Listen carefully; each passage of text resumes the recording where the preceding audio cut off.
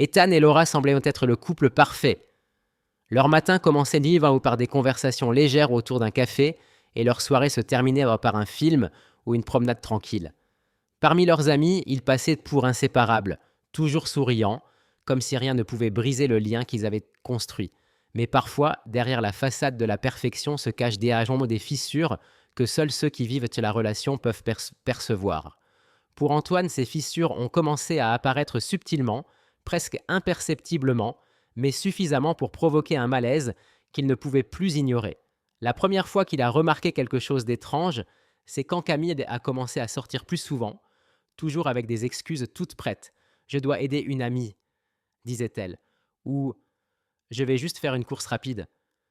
Au début, il n'y a pas prêté grande attention. Après tout le monde a besoin d'un peu de temps pour soi. Mais ces sorties sont devenues de plus en plus fréquentes, souvent à des heures inhabituelles qui n'avaient aucun sens. Ce qui le perturbait vraiment, c'était l'expression sur le visage de Camille quand elle rentrait. Un sourire qui semblait garder un secret, comme si quelque chose était enfermé juste pour elle.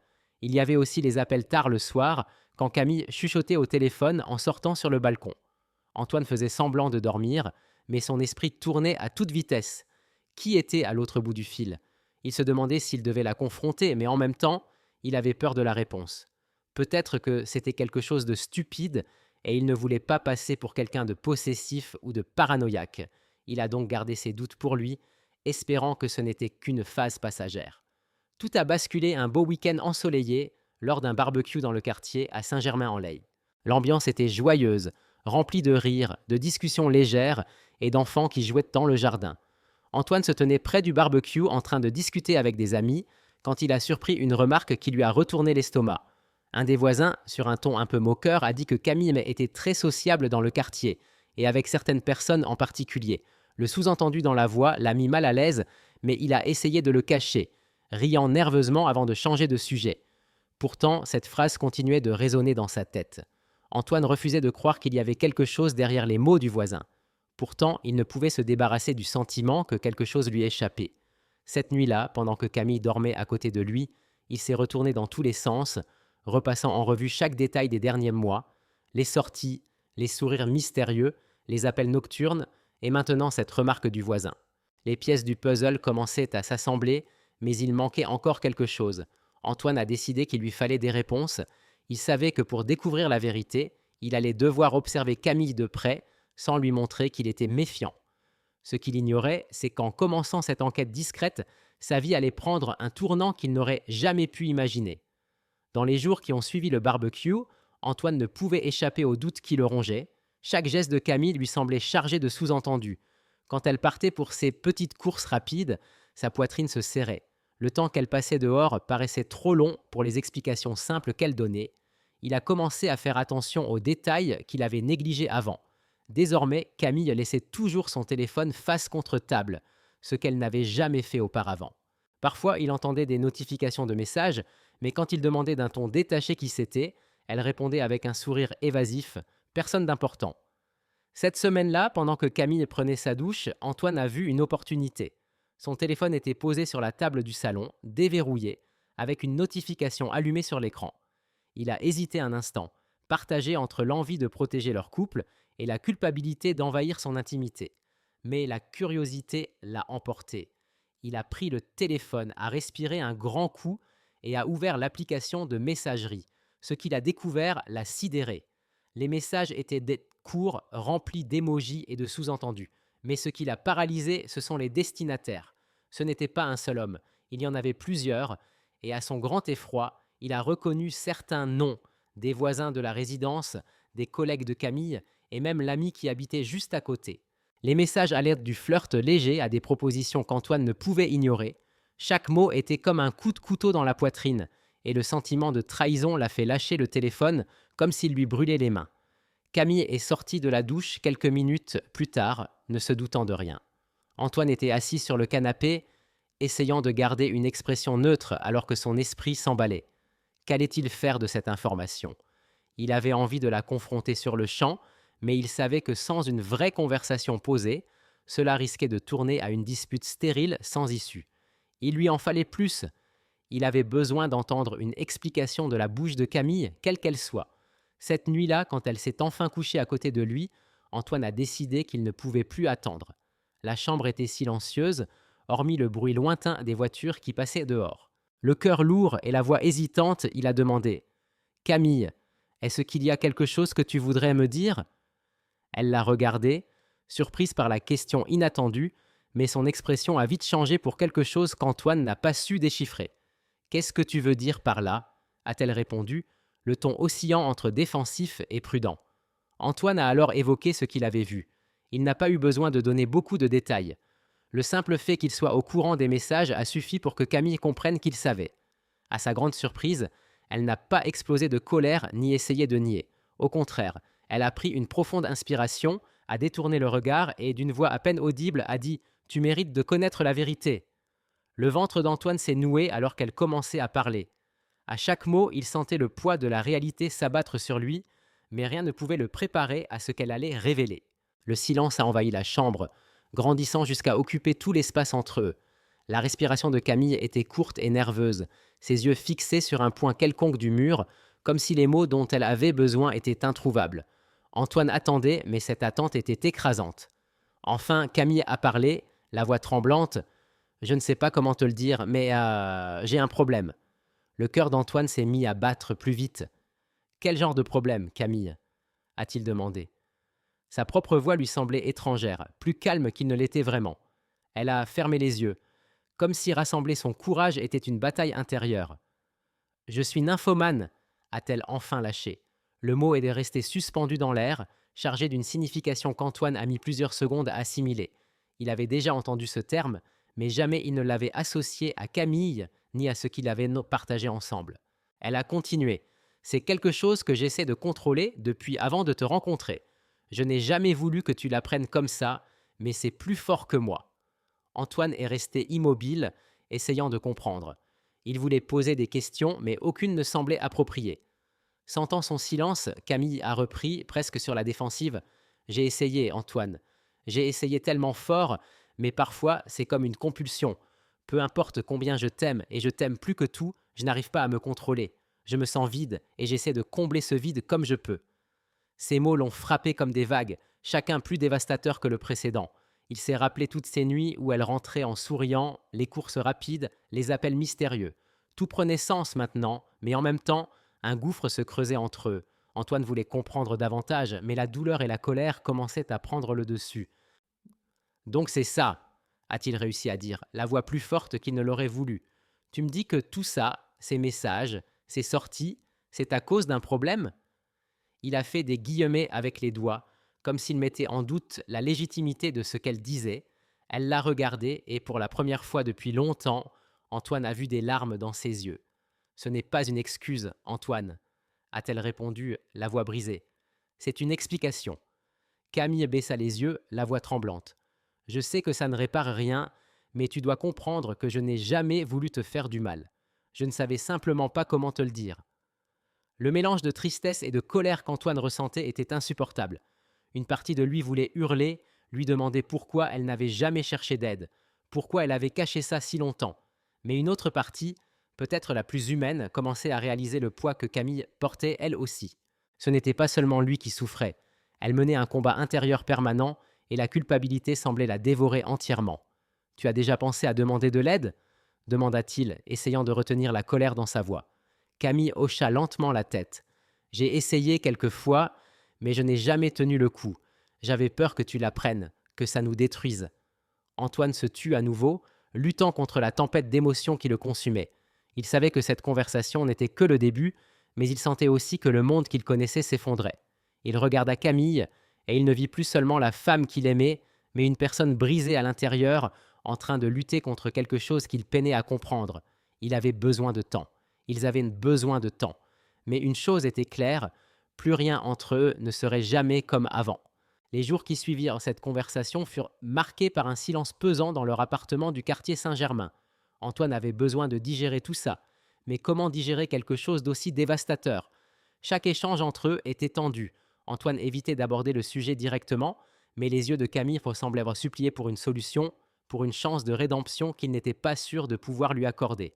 Elle paraissait visiblement secouée, comme si le simple fait d'avoir enfin révélé son secret l'avait rendu encore plus vulnérable. Un soir, alors qu'il dînait dans un silence gênant, Antoine finit par briser la barrière. « J'ai beaucoup réfléchi », dit-il, la voix plus ferme qu'il ne l'était vraiment. Camille le regarda avec prudence, comme si chaque mot qu'il prononçait pouvait être un verdict final. « Tu as besoin d'une aide professionnelle, Camille. Ce n'est pas quelque chose que tu peux affronter toute seule. » Elle soupira, comme si elle s'attendait à cette remarque, mais son expression trahissait plus de l'épuisement que de la résistance. « Je sais, » murmura-t-elle, « mais je ne sais même pas par où commencer. J'ai peur de l'affronter, Antoine. Peur d'échouer encore. » Le mot « peur » résonna en Antoine. Il réalisa que, aussi trahi qu'il se sente, Camille était prisonnière de quelque chose de bien plus grand qu'il ne l'avait imaginé. Et aussi dur que ce soit à admettre, il tenait encore à elle. Au fond de lui, il restait un lien entre eux qui ne se brisait pas si facilement. « On ira ensemble, » dit-il, se surprenant lui-même. « Je viendrai avec toi aux séances. On peut essayer une thérapie de couple si c'est nécessaire, mais ça doit changer, Camille. Pour nous deux. » Le lendemain, ils trouvèrent un thérapeute spécialisé dans les compulsions, un certain docteur Moreau, installé à Boulogne-Billancourt. La première séance fut inconfortable. Antoine ne savait pas comment exprimer sa douleur sans avoir l'air accusateur, et Camille était visiblement embarrassée d'être là. Le thérapeute, un homme d'âge mûr au ton posé, commença par interroger Camille sur son histoire, explorant à quel moment elle avait remarqué les premiers signes de sa compulsion. Antoine écouta en silence, tandis qu'elle racontait des moments de son adolescence qu'il n'avait jamais imaginé faire partie de sa vie. Chaque mot semblait démonter l'image de la femme qu'il croyait connaître. La thérapie de couple apporta aussi des défis inattendus. Le docteur Moreau leur proposa de partager chacun leurs ressentis sans interruption. Quand vint le tour d'Antoine, il prit une grande inspiration avant de commencer. « Je me sens trahi, comme si tout ce qu'on a construit était un mensonge. Et en même temps, je me sens coupable de penser ça, parce que je sais que tu luttes contre quelque chose qui n'est pas entièrement de ta faute. Je veux t'aider, mais je ne sais pas si j'en suis capable. » Camille écouta en silence, retenant ses larmes. Quand elle répondit, sa voix était chargée d'émotion. « Je n'ai jamais voulu te faire souffrir, Antoine. Jamais. Mais je sais que je t'ai blessé d'une façon qui ne se répare peut-être jamais. Tout ce que je peux dire, c'est que je veux essayer. Je veux aller mieux, pas seulement pour toi, mais pour moi aussi. » Les semaines suivantes furent faites de petits pas en avant et de rechutes. Camille commença à mieux comprendre sa compulsion. Antoine, de son côté, essayait de concilier son envie de la soutenir avec son besoin de protéger ses propres sentiments. Mais même avec ses premiers pas en thérapie, Antoine ne pouvait ignorer l'impact social sur sa vie.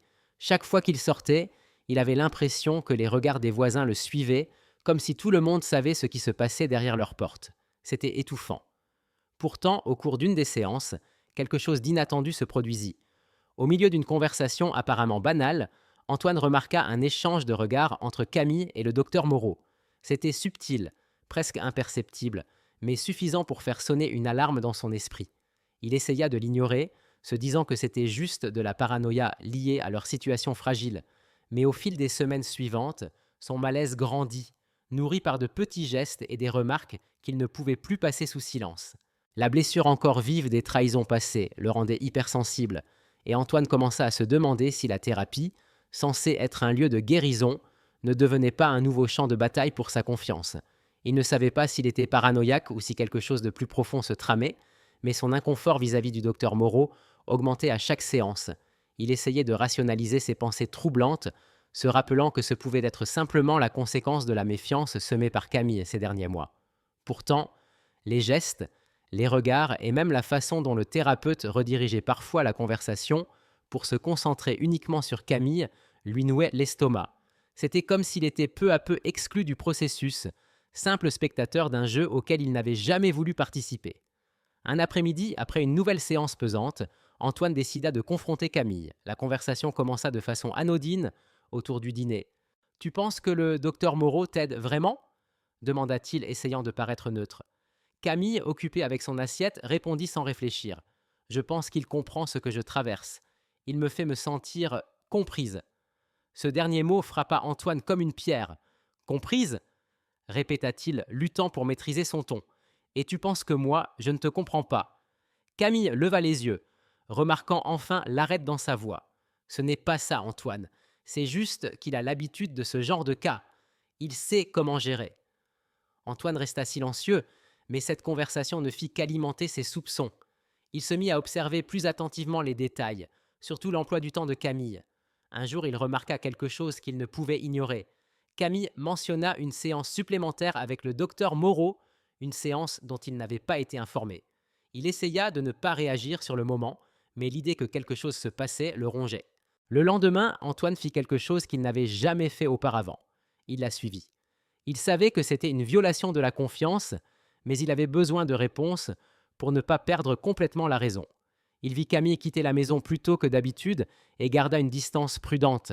À sa grande consternation, ou peut-être à son dégoût, elle ne se rendit pas au cabinet où avaient lieu les séances. À la place, elle se dirigea vers un petit café du quartier, près de la rue de Passy. Antoine se gara de l'autre côté de la rue, le cœur battant à tout rompre, et observa Camille rejoindre le docteur Moreau.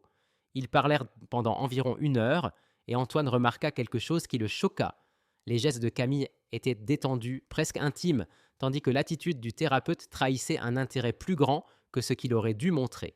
Ils se levèrent pour partir, et c'est là qu'Antoine vit le geste qui anéantit tout doute restant. Le docteur Moreau posa une main sur l'épaule de Camille, et elle lui adressa un sourire qu'Antoine connaissait trop bien, le sourire qu'elle lui donnait autrefois, quand leur relation était encore à son apogée. Quand Camille rentra ce soir-là, Antoine l'attendait. Il n'eut pas besoin de dire quoi que ce soit. L'expression de son visage suffit pour qu'elle comprenne qu'il savait. « Tu veux m'expliquer ce qui s'est passé aujourd'hui ?» demanda-t-il, direct, sans détour. Camille se figea, puis tenta de se défendre. « Antoine, je peux t'expliquer.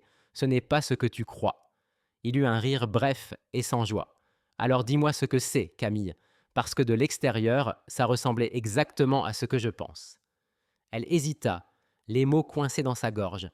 Antoine vit qu'elle n'avait aucune explication plausible, et cela lui suffit. « Tu sais ce qui est le pire, Camille ?» dit-il, la voix basse mais chargée de douleur. « Je voulais te croire. Je voulais te donner une chance de réparer tout ça. Mais tu as transformé même la thérapie, qui aurait dû être un espace sûr, en une nouvelle trahison. » Camille se mit à pleurer, mais Antoine avait pris sa décision. « Je ne peux plus continuer comme ça, » dit-il en se levant. « J'ai essayé, je te jure que j'ai essayé. Mais tu as détruit toutes les chances qu'on avait. » Sur ces mots, Antoine quitta la maison, portant le poids d'une relation qu'il ne pouvait plus sauver. La porte se referma derrière lui, le bruit résonnant comme un point final à quelque chose qui était terminé depuis longtemps. Il erra sans but dans les rues de Saint-Germain-en-Laye, ressentant l'écrasante réalité de toutes les décisions qu'il allait devoir prendre désormais. Ce n'était pas seulement la fin d'une histoire d'amour. C'était la fermeture d'un chapitre qu'il avait cru être le plus important de sa vie. Mais cette nuit-là, en arpentant la ville, une certitude se forma dans son esprit. Il devait tout recommencer. Et recommencer signifiait s'éloigner complètement de tout ce qui lui rappelait Camille.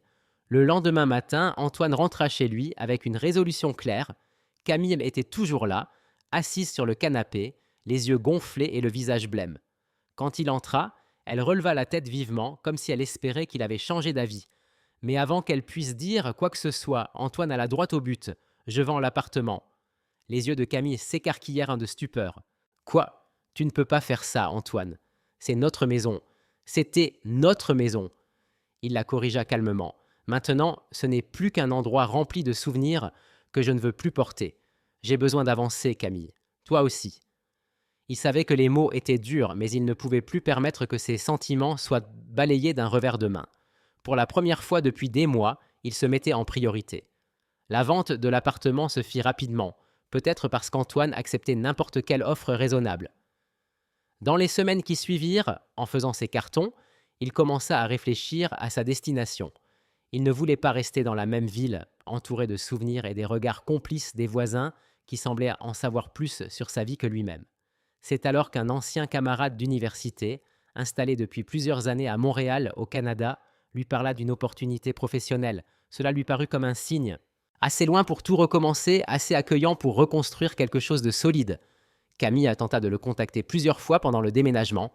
Un soir, elle apparut sur le seuil de la chambre presque vide. « Antoine, » commença-t-elle doucement, « je sais que j'ai fait des erreurs, beaucoup d'erreurs, mais je n'ai jamais voulu te perdre.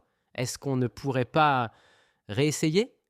Il la regarda et, pour la première fois, il ne ressentit plus de colère, seulement de l'épuisement. Camille, dit-il, la voix ferme mais sans cruauté. J'ai essayé. J'ai essayé plus fort que tu ne l'imagines. Mais chaque tentative n'a fait qu'apporter plus de douleur. Je ne peux plus. Et toi non plus. Elle hocha la tête, les larmes coulant silencieusement sur ses joues, mais elle n'insista pas. Peut-être savait-elle au fond d'elle qu'il n'y avait plus rien à dire. Quelques jours plus tard, Antoine était à l'aéroport Charles de Gaulle, une valise à la main et le cœur lourd mais déterminé. Le Canada était un pays qu'il connaissait à peine, mais peu importait. Ce qui comptait, c'était la possibilité de repartir de zéro, loin des ombres d'une relation qu'il avait consumée. Quand l'avion décolla, il regarda par le hublot les lumières de Paris s'éloigner. Pour la première fois depuis longtemps, il ressentit une pointe de soulagement. À Montréal, la vie d'Antoine commença à se réorganiser. Il obtint le poste dont son ami lui avait parlé, dans un environnement bienveillant où personne ne connaissait son histoire. Il pouvait simplement être Antoine, sans le poids du passé. Il loua un petit appartement dans le quartier du Plateau Mont-Royal et passa les premiers mois à redécouvrir la paix dans les choses simples. Marcher dans des rues inconnues, rencontrer de nouvelles personnes et surtout ne plus regarder en arrière. De son côté, Camille semblait avoir pris un chemin différent. Par des connaissances communes, Antoine apprit qu'elle avait entamé une nouvelle relation avec quelqu'un qui acceptait apparemment ses conditions et encourageait même un mode de vie qu'elle avait toujours tenté de cacher. Quand il l'entendit, Antoine ne ressentit ni colère ni tristesse, seulement de l'acceptation. Peut-être que Camille trouvait enfin quelque chose qui avait du sens pour elle. Quant à Antoine, l'avenir restait incertain, mais pour la première fois, cette incertitude était la bienvenue. Il savait qu'il avait encore beaucoup à surmonter, mais le temps et la distance jouaient en sa faveur. Ce qui comptait maintenant, c'était la liberté d'être lui-même, sans les fantômes qui l'avaient autrefois hanté. Avec chaque jour qui passait, il se sentait plus fort, plus capable de reconstruire une vie que Camille avait presque détruite. Antoine commença à se sentir chez lui à Montréal. Le nouveau travail lui apportait la stabilité dont il avait besoin et la vie dans cette nouvelle ville lui offrait la paix qu'il cherchait. Pourtant, certaines nuits ramenaient des échos du passé. Il ne pensait plus à Camille avec la même intensité, mais les souvenirs de la douleur refaisaient parfois surface, comme des cicatrices qui font encore mal quand on les touche. Recommencer était un voyage lent, mais il était déterminé à avancer. Ce fut lors d'une de ces nuits, alors qu'il relisait des documents de projet dans son petit bureau à domicile, qu'il reçut un message inattendu. Il provenait d'un numéro inconnu, mais la signature à la fin ne laissait aucun doute. Camille. Il hésita un instant avant d'ouvrir le message. Celui-ci était bref, presque détaché. « J'espère que tu vas bien. Je voulais juste te remercier pour tout ce que tu as essayé de faire pour moi. Je suis heureuse maintenant. J'espère que toi aussi. » Antoine fixa l'écran, ne sachant ni quoi répondre, ni s'il devait répondre. Finalement, il tapa « J'espère que tu as trouvé la paix que tu cherchais. Je te souhaite le meilleur. » Il envoya le message et effaça immédiatement la conversation, comme pour couper tout lien restant avec ce chapitre clos de sa vie. Mais en fermant l'application, il ressentit autre chose que de la tristesse ou de la colère, du soulagement. Enfin, il était certain d'avoir laissé le passé derrière lui. Les mois passèrent et Antoine commença à se redécouvrir. Il s'inscrivit à des cours de photographie, une passion qu'il avait toujours eue mais jamais osé explorer par manque de temps ou de courage. Il rencontra de nouvelles personnes, certaines devinrent de vrais amis, et il s'ouvrit peu à peu à l'idée que la vie pouvait offrir bien plus que la douleur qu'il avait endurée. Dans l'un de ses cours, il fit la connaissance de Claire, une femme dont le rire spontané illuminait tous ceux qui l'entouraient. Elle était différente de Camille à tout ce point de vue, calme, patiente et surtout transparente. Ils se connectèrent immédiatement, mais Antoine avança avec prudence. Il portait encore les cicatrices du passé et ne voulait pas se précipiter. Claire, avec sa douceur compréhensive, semblait le percevoir. « Tout le monde porte quelque chose », lui dit-elle un jour lors d'une promenade au parc La Fontaine. Mais porter quelque chose ne veut pas dire qu'on ne peut plus avancer. À partir de cette conversation, Antoine comprit que, malgré tout, il restait de la place pour l'espoir. Il se permit de ressentir à nouveau, lentement mais sûrement. Claire ne cherchait pas à combler un vide. Au contraire, elle l'encourageait à construire quelque chose de nouveau. Ensemble, ils explorèrent la ville, rirent de choses simples et commencèrent à créer des souvenirs qui n'appartenaient d'âme qu'à eux. Un an plus tard, alors qu'ils se promenaient sur le même sentier où ils avaient autrefois parlé du passé, Claire s'arrêta et le regarda. « Tu as l'air différent », dit-elle en souriant. Antoine haussa un sourcil, curieux. « Différent, comment ?» Elle posa doucement la main sur la sienne. « Plus léger, comme si tu avais laissé quelque chose derrière toi. » Elle avait raison. Antoine avait laissé derrière lui non seulement Camille, mais aussi le poids de la trahison, du doute et de la douleur. Il avait appris que le passé n'avait pas à définir l'avenir. Et pour la première fois, il croyait vraiment qu'il était possible d'être heureux à nouveau. Tandis qu'ils continuaient leur promenade, Antoine ressentit quelque chose qu'il n'avait pas éprouvé depuis longtemps, de la gratitude. Pas pour la souffrance, mais pour ce qu'elle lui avait appris. Il comprit que parfois, ce qui semble être une fin est en réalité le début de quelque chose de bien plus grand. Et à cet instant, avec Claire à ses côtés, il sut qu'il était exactement là où il devait être. Merci d'avoir suivi cette histoire. Si elle vous a plu, n'hésitez pas à liker, commenter et vous abonner à la chaîne pour ne manquer aucune nouvelle vidéo. Activez la cloche pour recevoir les notifications. À très bientôt pour une prochaine histoire.